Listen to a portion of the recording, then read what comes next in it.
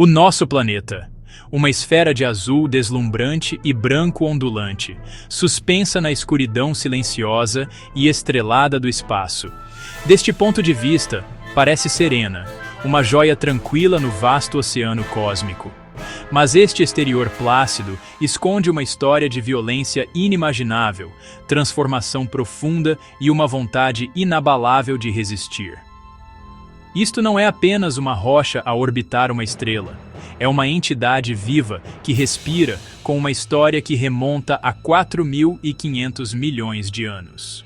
Uma saga de fogo e gelo, de cataclismo e criação, e do domínio tenaz da vida face a probabilidades impossíveis. Estamos prestes a embarcar numa viagem pela sua épica história de vida. Viajaremos até o início, a um tempo antes do tempo, tal como o conhecemos, para testemunhar o nascimento caótico do nosso mundo a partir de uma nebulosa giratória de gás e poeira.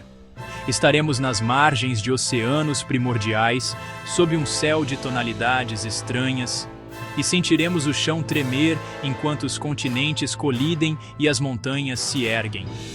Esta história está gravada em cada rocha, em cada desfiladeiro, em cada osso fossilizado.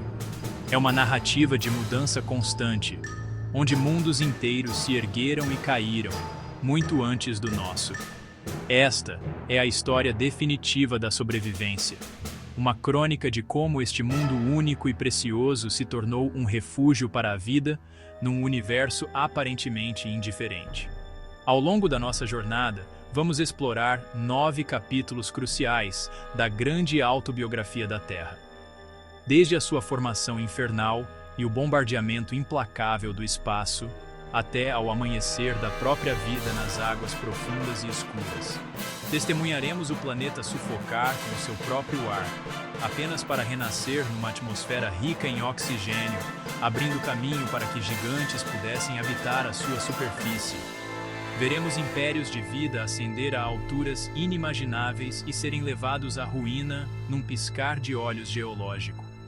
Cada capítulo é um testemunho da incrível resiliência do planeta e da sua capacidade de renovação, um ciclo de destruição e renascimento que continua até hoje. Isto é mais do que apenas uma aula de história.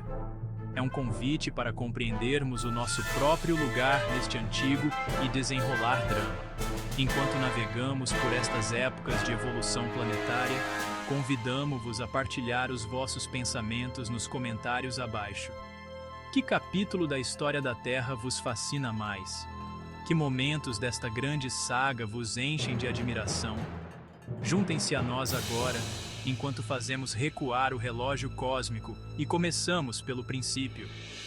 Esta é a história da nossa casa, uma história de sobrevivência, de caos e de um glorioso renascimento. Esta é a saga épica da Terra.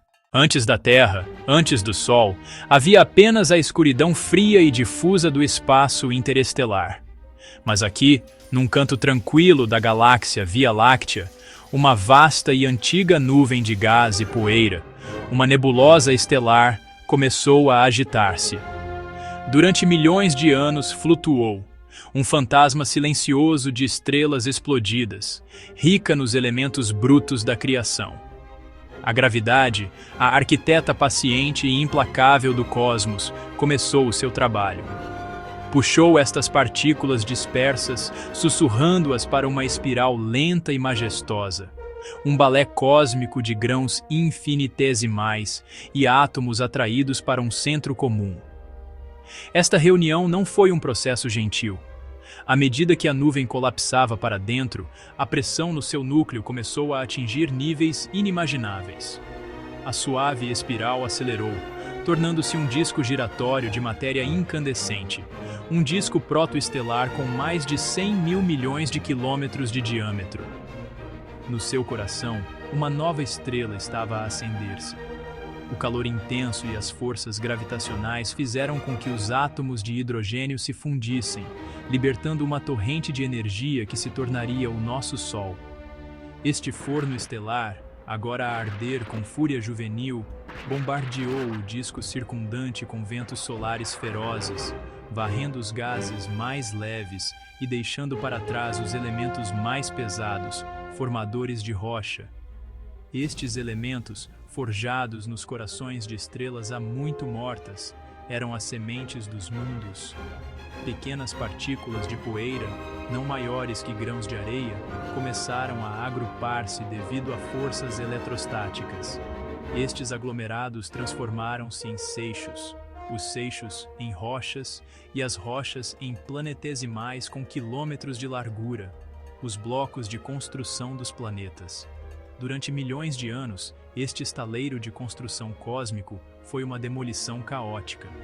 Inúmeros planetesimais giravam no disco.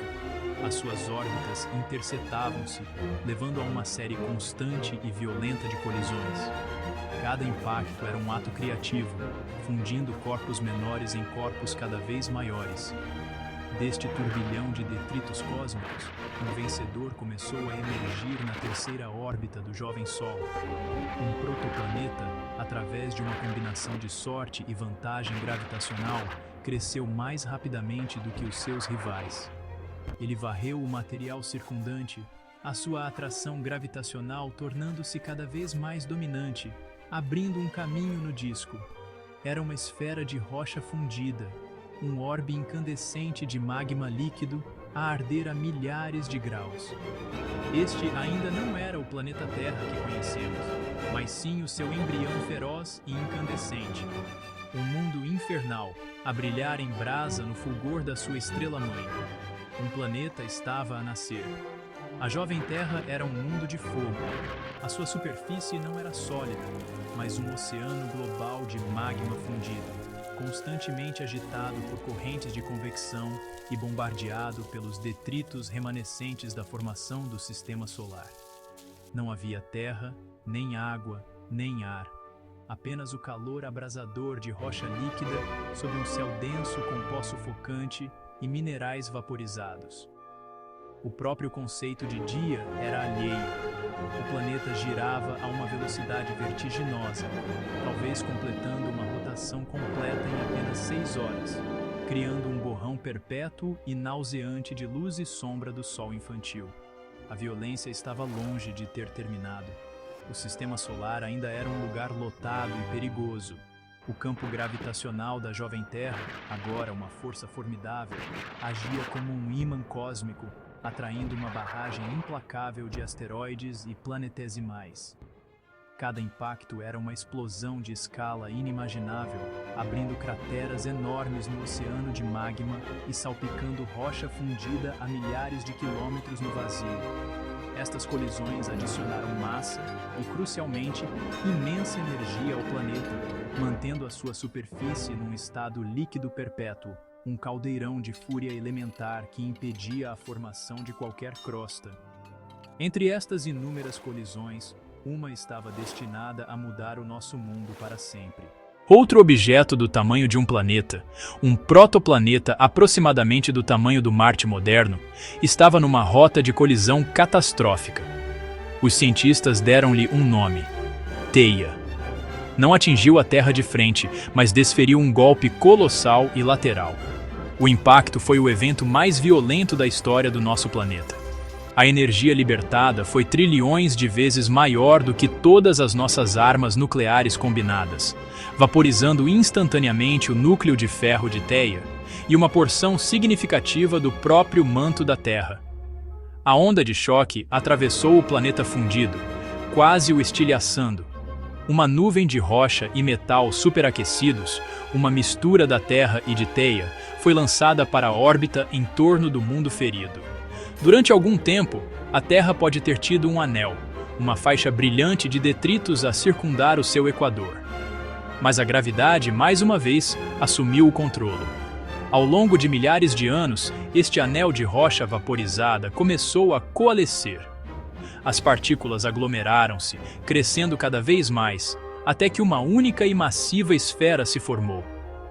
Era a nossa companheira, a nossa constante atendente, nascida do impacto mais violento imaginável. A Lua tinha sido criada. O nascimento da Lua teve consequências profundas e duradouras para a jovem Terra. A sua atração gravitacional começou imediatamente a atuar como uma âncora estabilizadora. Antes disso, o eixo de rotação da Terra era provavelmente caótico e instável, oscilando violentamente na sua jornada em torno do Sol. A gravidade da Lua domou esta oscilação, dando ao nosso planeta uma inclinação axial estável.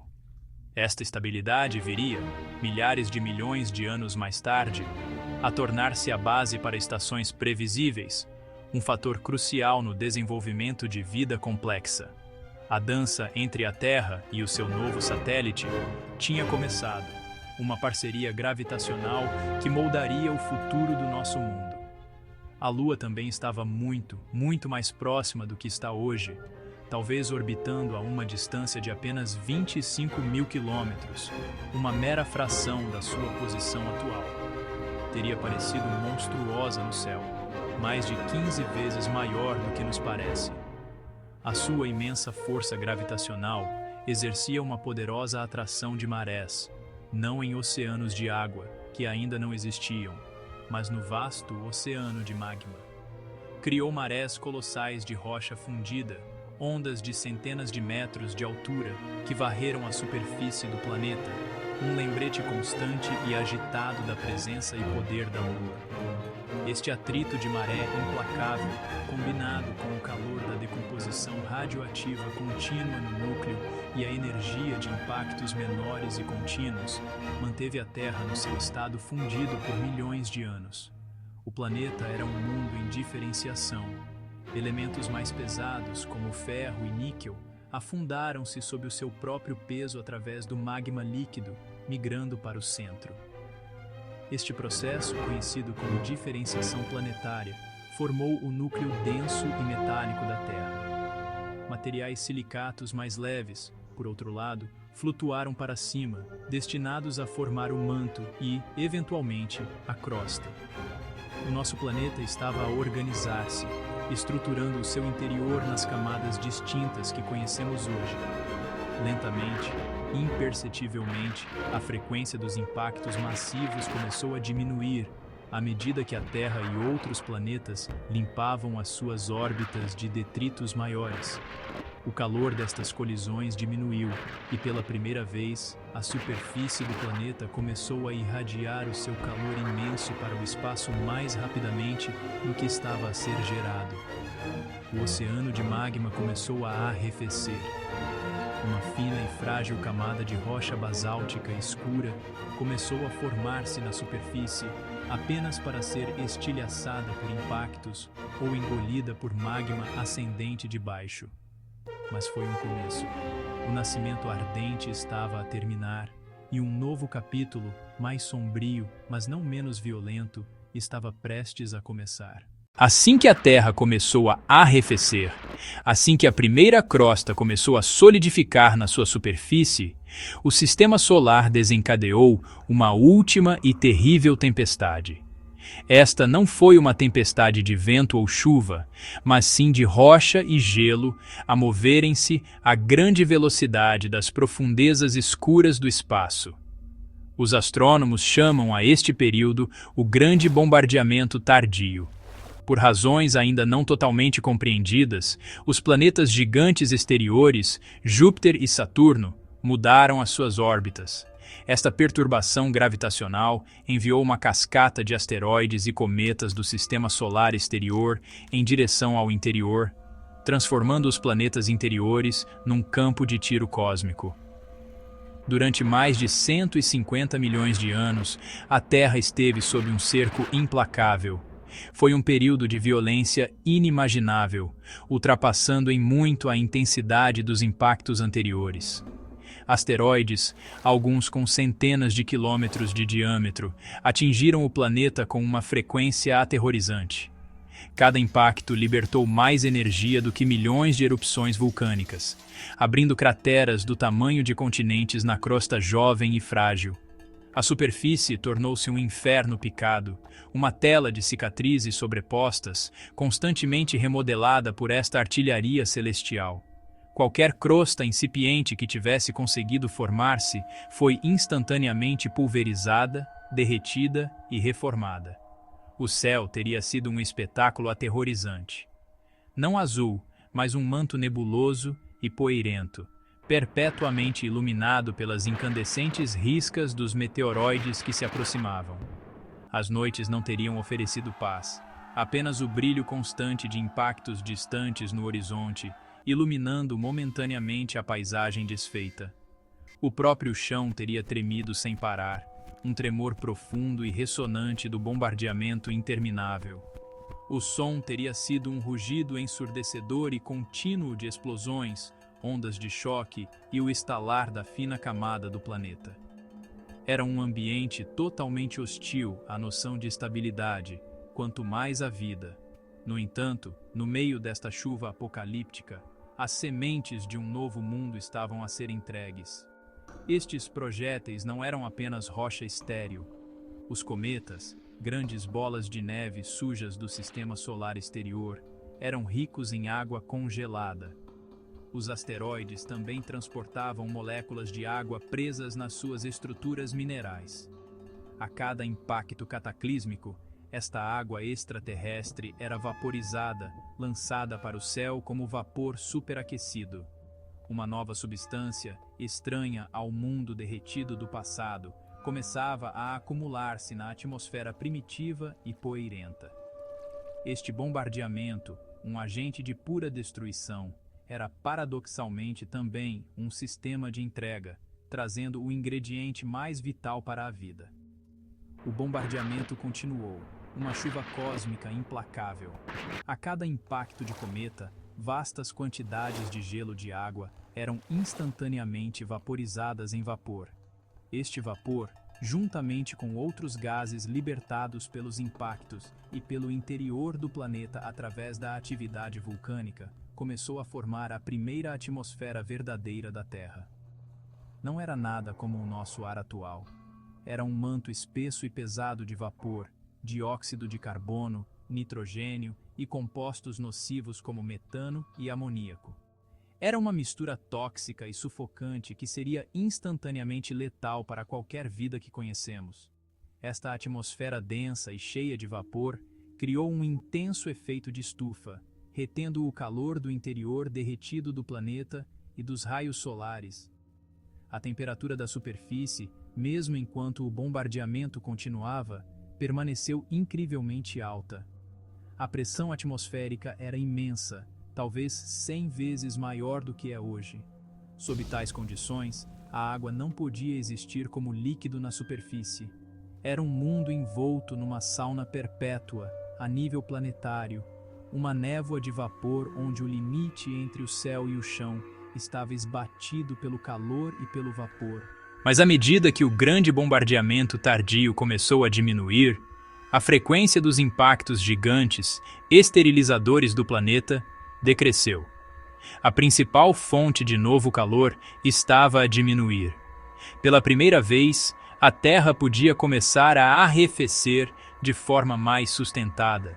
Ao longo de milhares de anos, a temperatura da superfície diminuiu lentamente, desceu gradualmente, ultrapassando o ponto de ebulição da água sob a imensa pressão atmosférica. Um limiar crítico estava prestes a ser ultrapassado. A colossal quantidade de vapor de água retida na atmosfera, entregue por inúmeros cometas e asteroides, estava pronta para uma transição. E então, começou a chover. Esta não foi uma chuva suave, mas um dilúvio de proporções bíblicas, à escala planetária. Chuva quente e ácida caía das nuvens espessas, não por dias ou semanas, mas por séculos, talvez até milênios. Foi o maior dilúvio que o mundo alguma vez conheceu. A água, ainda perto do ponto de ebulição, caía sobre a crosta basáltica quente e negra, sibilando e fumegando, abrindo canais e ravinas na rocha vulcânica. Foi uma chuva que não pararia até que os céus se esvaziassem e as grandes bacias do mundo desfeito fossem preenchidas. A grande chuva caiu sobre uma paisagem de crateras, as maiores bacias de impacto, cicatrizes deixadas pelas colisões mais poderosas do bombardeamento, tornaram-se os pontos de recolha naturais para este dilúvio. Durante séculos, a chuva quente continuou a cair, e lentamente, inexoravelmente, estas vastas depressões começaram a encher-se. A água, inicialmente uma camada rasa e fumegante nos fundos das crateras, tornou-se cada vez mais profunda, ano após ano. A chuva implacável continuou até que as bacias transbordaram, derramando umas nas outras, unindo-se para formar os primeiros oceanos primitivos na face da Terra. Estes não eram os oceanos azuis e plácidos que conhecemos hoje. Eram quentes, ácidos e de uma cor verde azeitona doentia devido ao ferro dissolvido da crosta do planeta. Agitavam-se e ferviam sob a atmosfera pesada e rica em dióxido de carbono. A Lua, ainda muito mais próxima da Terra, exercia uma força de maré monstruosa sobre estas novas massas de água. Marés enormes, talvez centenas de metros de altura, teriam varrido o globo a velocidades aterrorizantes, varrendo as jovens linhas costeiras e agitando os novos oceanos até as suas profundezas. Este era um mundo aquático selvagem, violento e estranho. Com a água agora assente nos oceanos, a atmosfera começou a mudar. As vastas quantidades de vapor de água foram removidas do ar, reduzindo significativamente o efeito de estufa. A atmosfera rarefia-se e o planeta arrefeceu ainda mais. O que restou foi um céu dominado por nitrogênio e dióxido de carbono, com vestígios de metano e amoníaco. Praticamente não havia oxigênio livre. O céu não teria sido azul, mas provavelmente um laranja pálido ou castanho avermelhado, filtrado por uma névoa de compostos de carbono.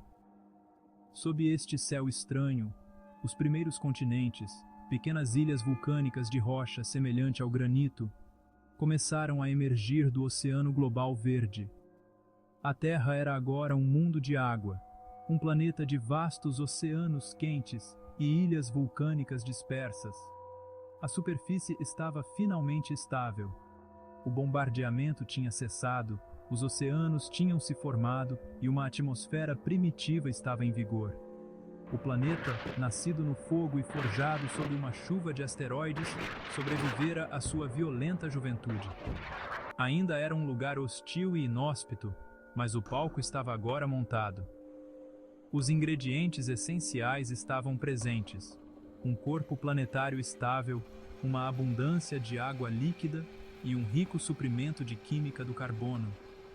O pano estava prestes a subir para o próximo e talvez mais extraordinário ato na história da Terra: o amanhecer da vida.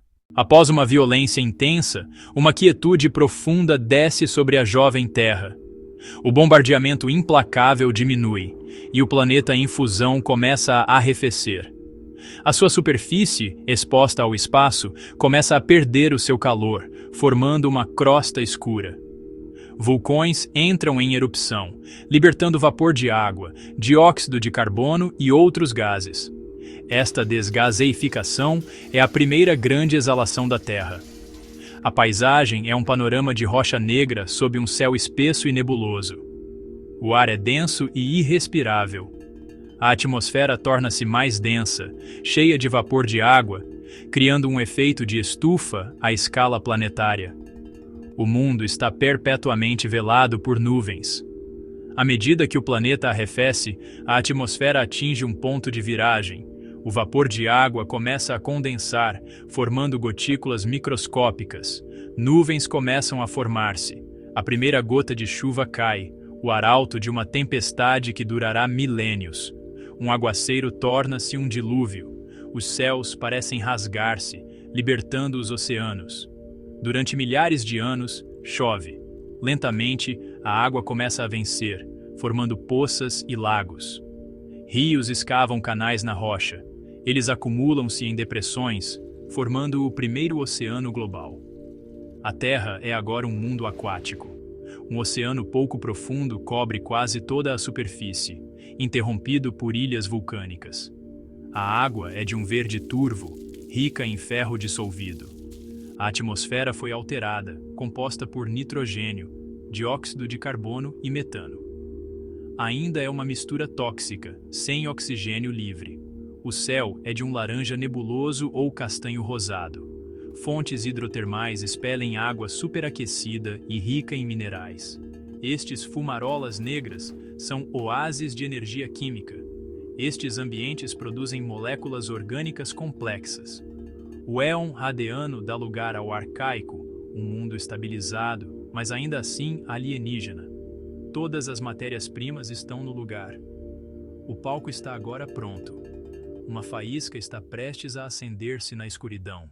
Nos mares quentes e pouco profundos, e em torno das profundas chaminés vulcânicas da jovem Terra, uma dança silenciosa de química estava a acontecer. O oceano é um caldo complexo, fervilhante de químicos dissolvidos: carbono, hidrogênio, azoto, oxigênio, fósforo e enxofre, os elementos essenciais da vida.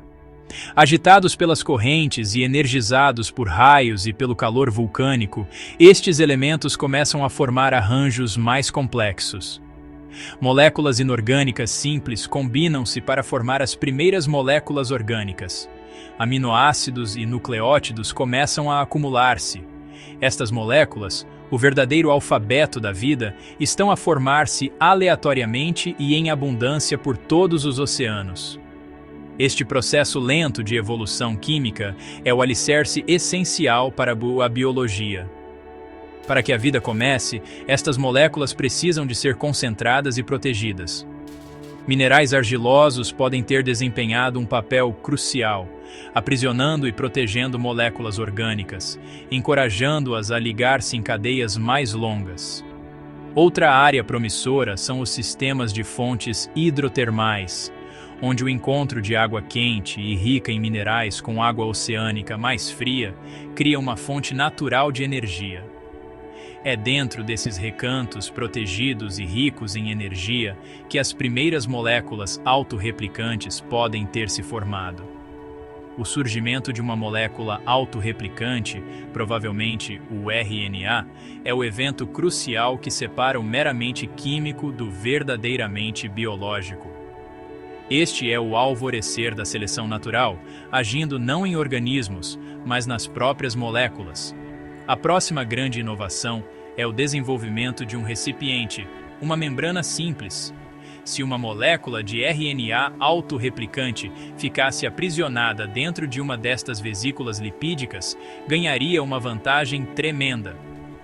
Esta é a protocélula, a primeira entidade primitiva que começa a assemelhar-se a uma célula viva.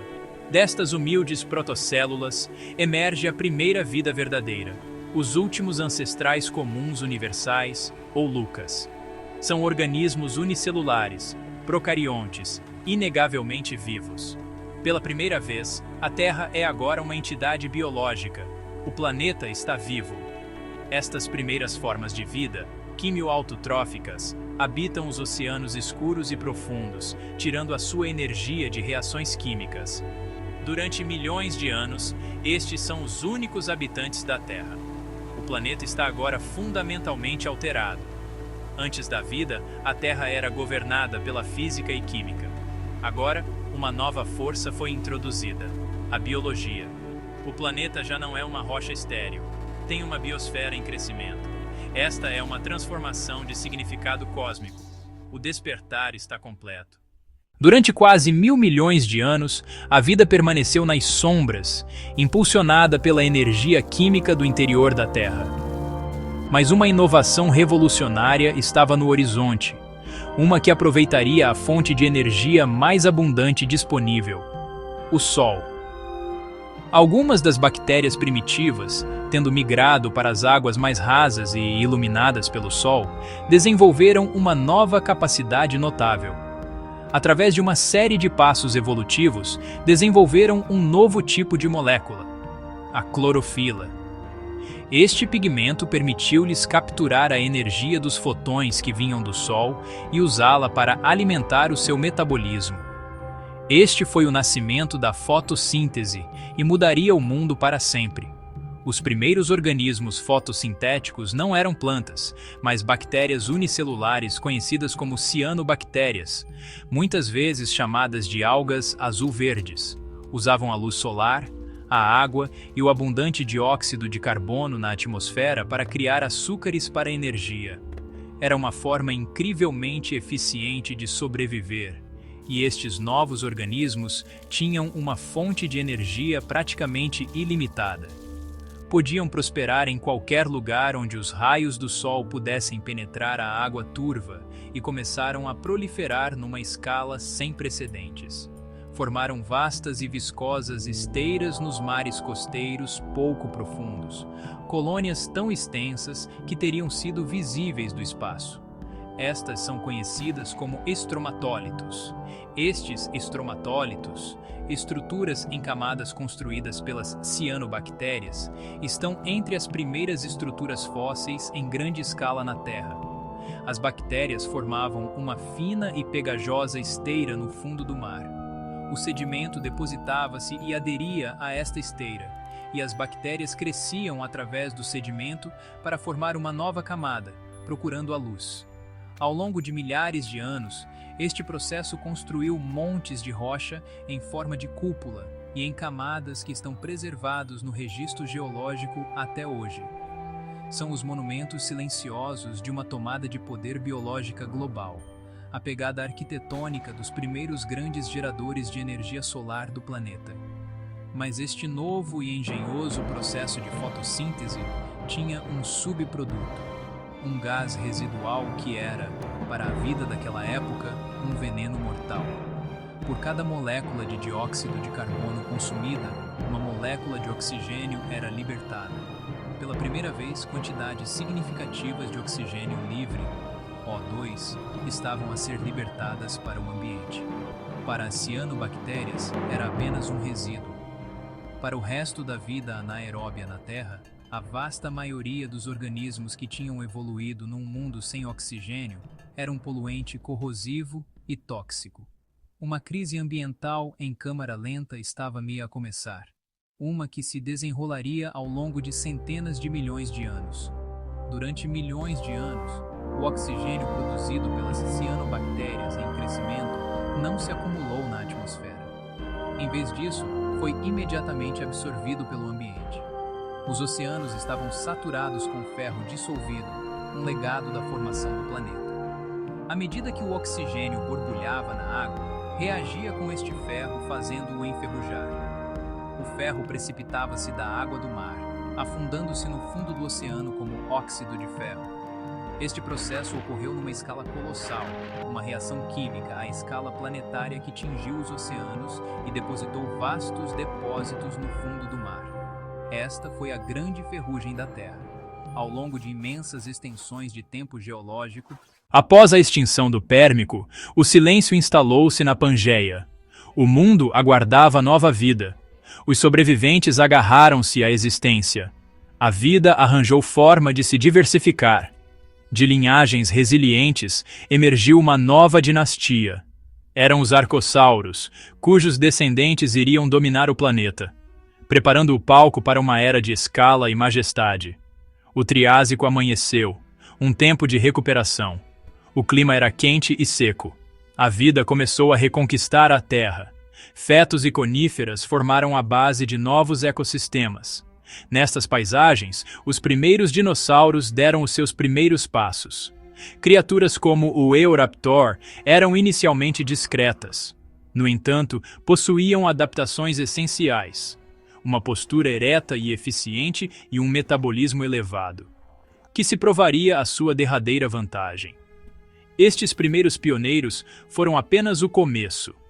À medida que o Triásico progredia, a Pangeia começou a fraturar-se, a sua massa terrestre a separar-se para formar os continentes que hoje conhecemos.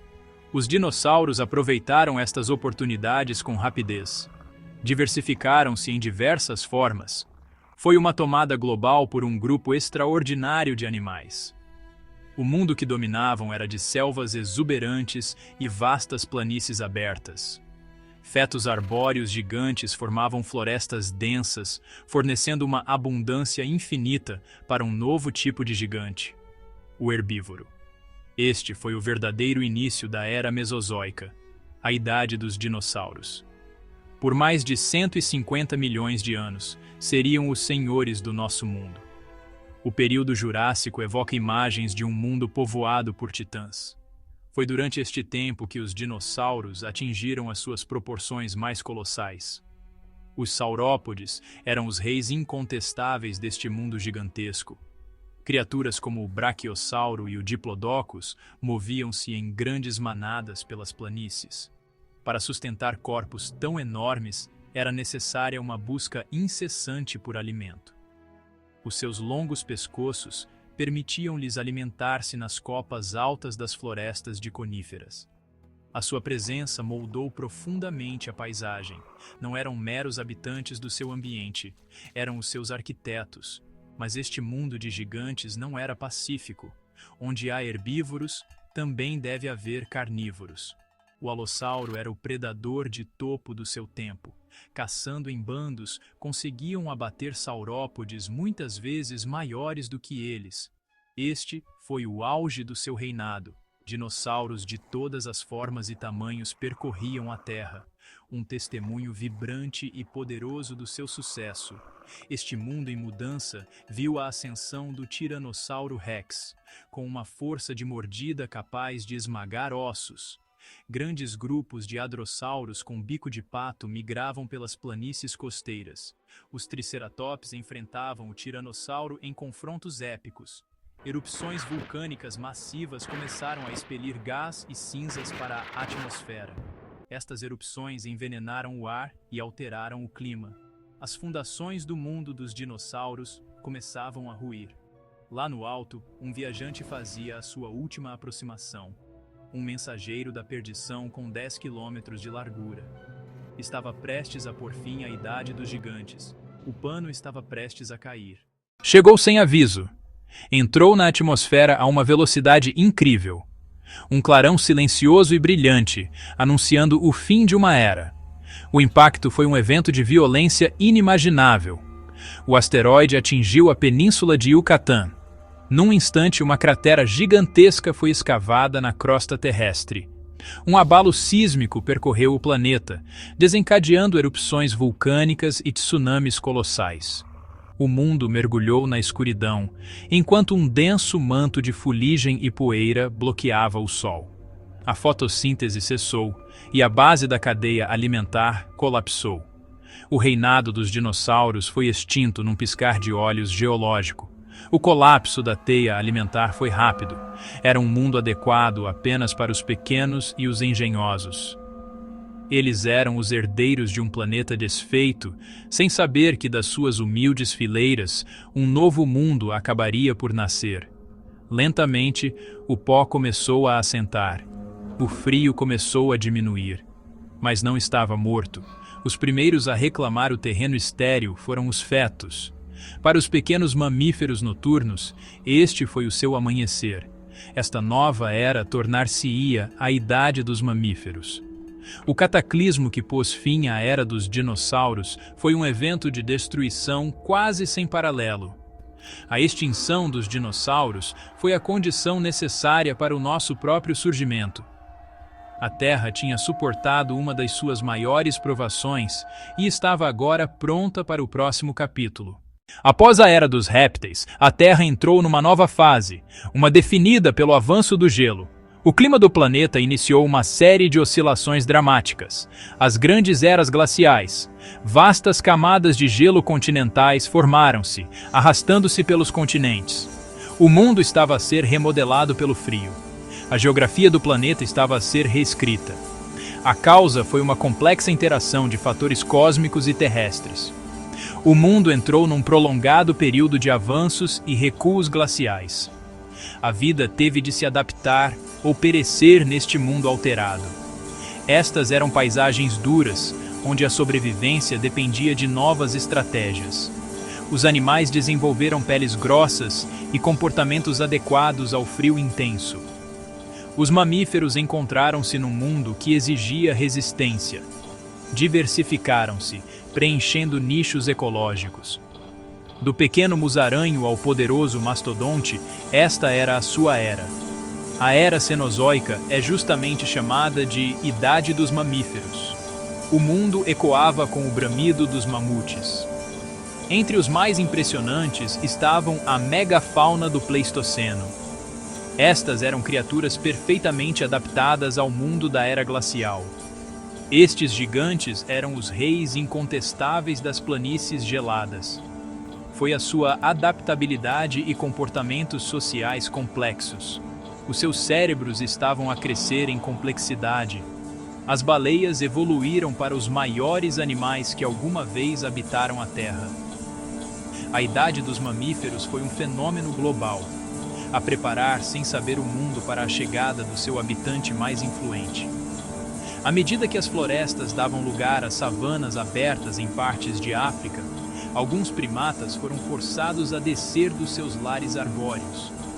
Esta transição foi um dos momentos mais cruciais na história da vida. Aqui, nas vastas planícies, a nossa própria história começa. Ficar em pé foi o primeiro grande salto. Libertadas da locomoção, as mãos tornaram-se instrumentos de destreza inigualável.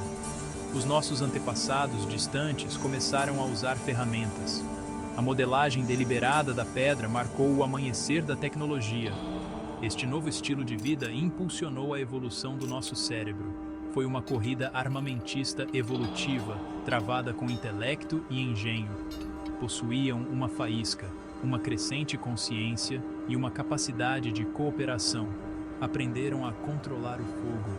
Estavam a começar a moldar o seu ambiente.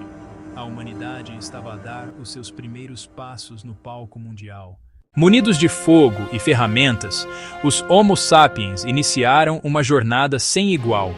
De África, espalhamo-nos por todo o globo.